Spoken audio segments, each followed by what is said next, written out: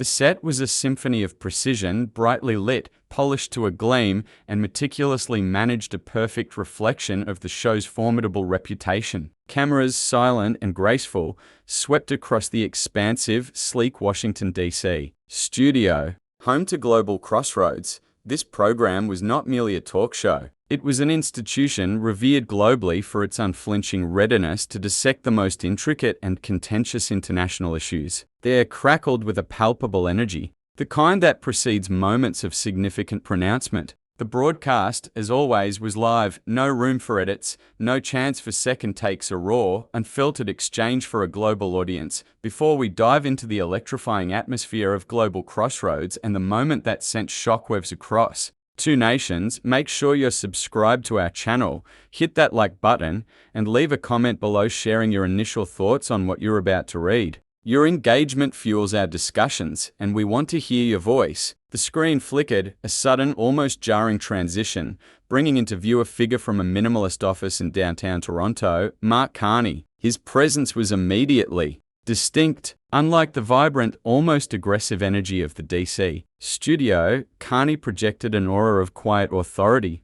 His hands were clasped loosely before him, a gesture of contained power, and his expression was utterly unreadable, a calm, deep pool of thought amidst the rising tide of digital chaos. Social media, even in those fleeting seconds, was already ablaze. The internet, ever ravenous for conflict, had seized upon Leavitt's earlier pronouncements with a voracious appetite. Clips of her dismissive remarks were spreading with viral speed. On one side, some American viewers, drawn to the raw, unfiltered nature of her commentary, hailed Leavitt's boldness as a refreshing burst of truth-telling. Yet, for countless others, particularly across the northern border, a sense of stunned disbelief had settled, thickening into indignant outrage. The world was watching, holding its breath for the counterpoint. Carney waited. He allowed a deliberate moment to pass, letting the weight of Leavitt's words and the anticipation of his own hang in the digital air. When he finally spoke, his tone was a masterclass in controlled delivery, calm, deliberate, each syllable weighted with an undeniable authority.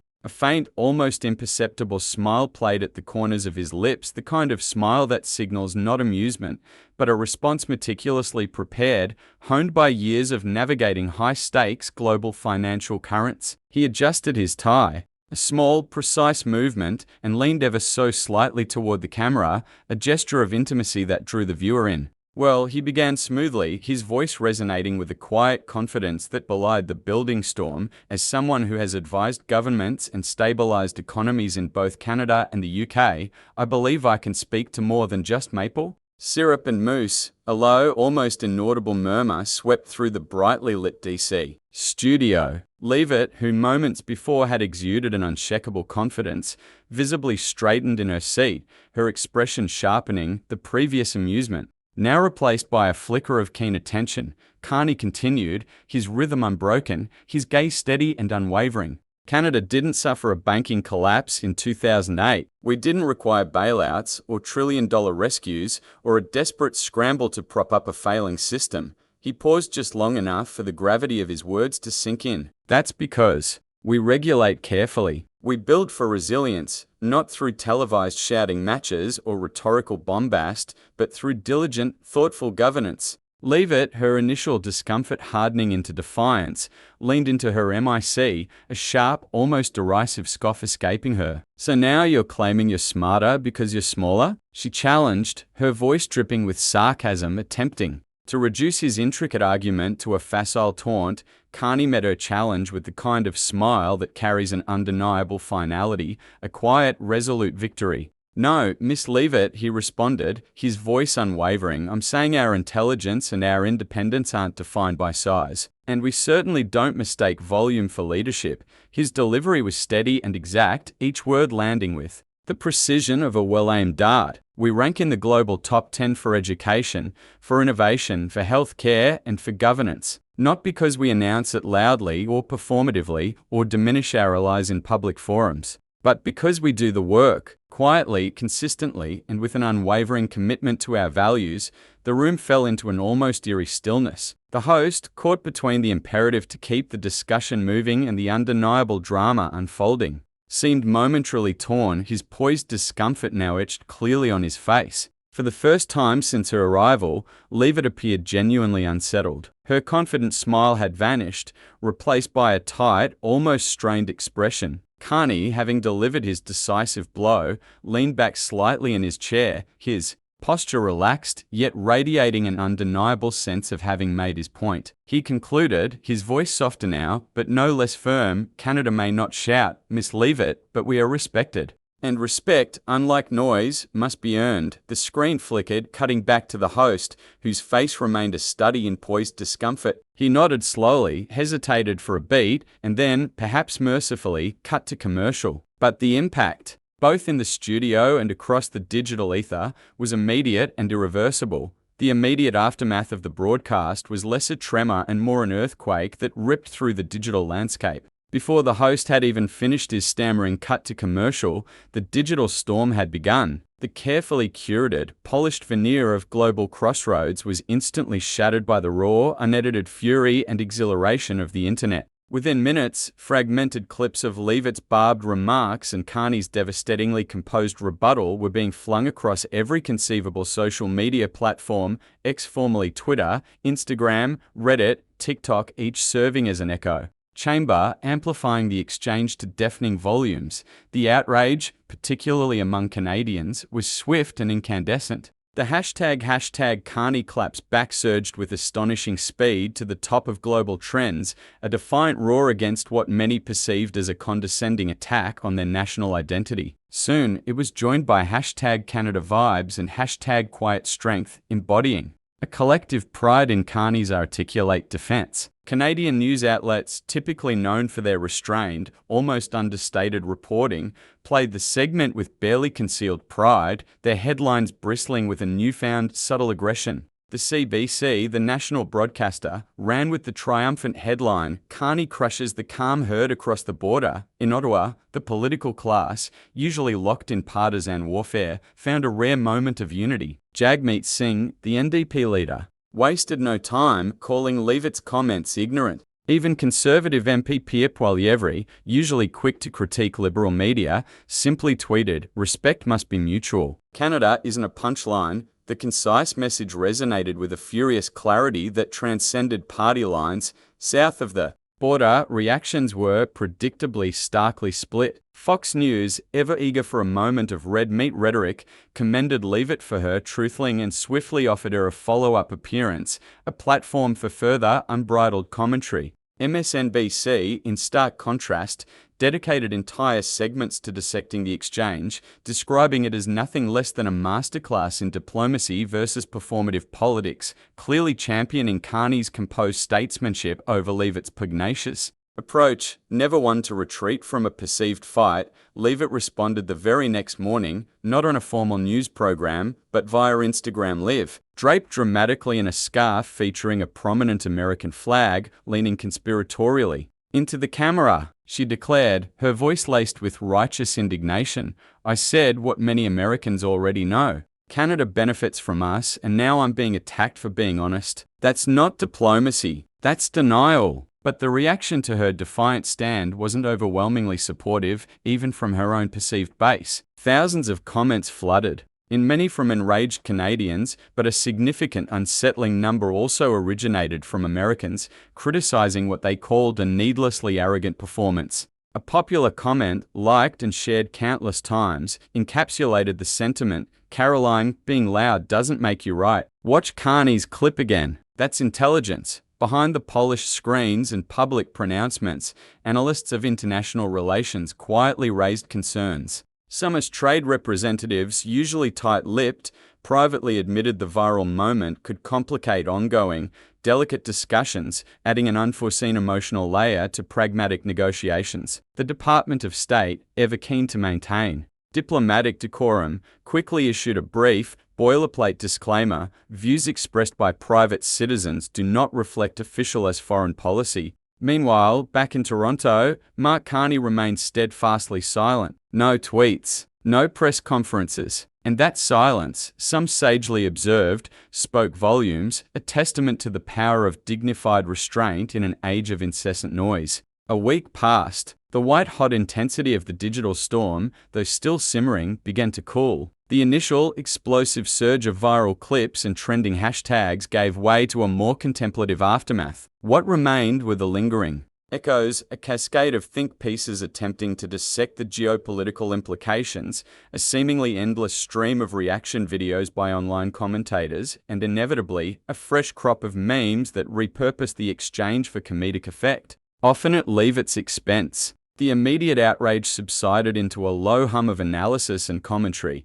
Behind the closed doors of diplomacy and high finance, however, the ripples continued to spread. Analysts of international relations, accustomed to the delicate dance of statecraft, quietly raised concerns. The public spat, broadcast live and then dissected ad infinitum, had injected an unexpected variable into the meticulously planned mechanisms of cross-border relations. Some as trade representatives who had been engaged in sensitive, ongoing discussions with their Canadian counterparts privately admitted that the viral moment could indeed complicate negotiations. It had added an unforeseen emotional and nationalistic dimension to what were supposed to be pragmatic, economic talks. The Department of State, ever the guardian of official decorum, swiftly issued a brief, rather bland disclaimer, a bureaucratic attempt to douse the flames. Views expressed by private citizens do not reflect official as foreign policy. It was a standard line, but in this context, it underscored the discomfort felt within official Washington.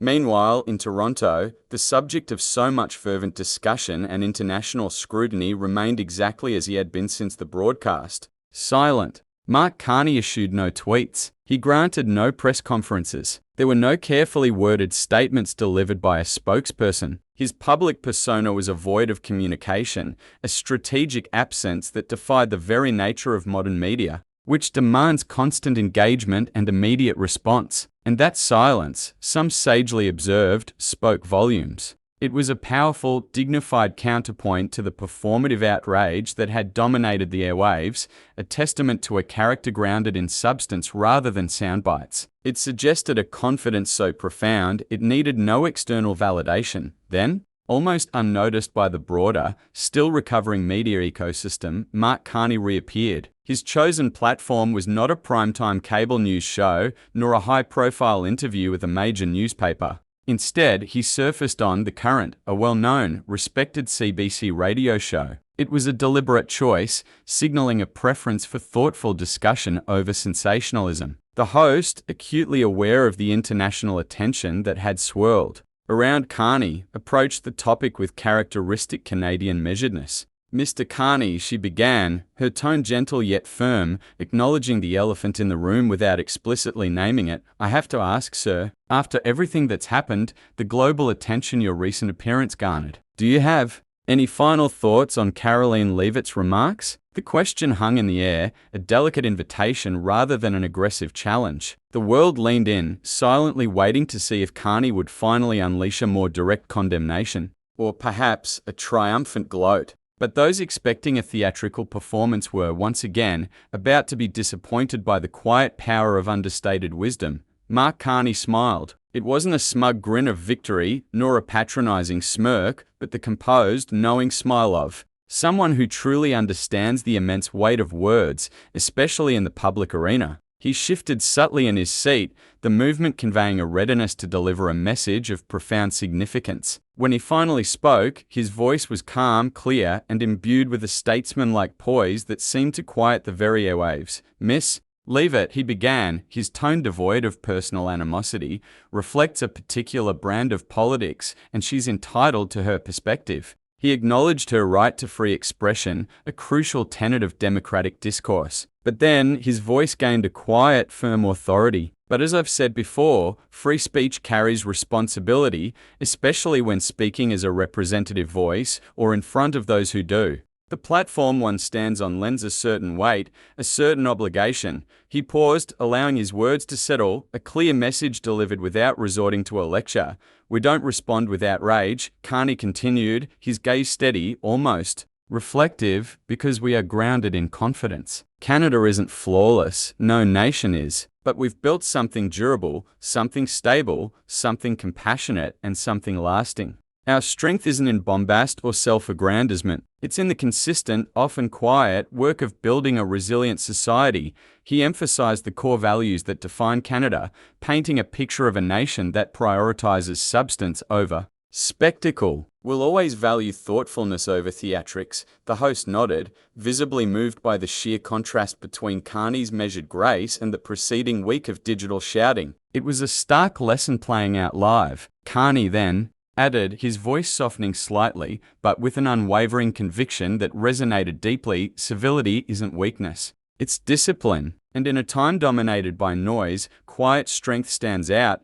It was a simple, yet profoundly impactful statement that encapsulated the entire saga. The program concluded, the audio fading gently, and once again, Mark Carney had managed to say more in a few carefully chosen words than a week's worth of headlines, a torrent of social media posts, and countless pundit analyzers. Karoline Leavitt had aimed to stir controversy, to ignite a firestorm of debate with her provocative statements. She had certainly succeeded in grabbing attention. But Mark Carney, through a display of unyielding dignity, intellectual rigor, and an unwavering belief in the quiet virtues of his nation, had delivered a global lesson in diplomacy, in national pride, and in the enduring power of restraint. He had not merely countered an attack. He had transcended it, walking away not just with the final word, but with the undeniable victory of character over clamor. The story, in its essence, became a powerful parable for our times, demonstrating that true influence often whispers rather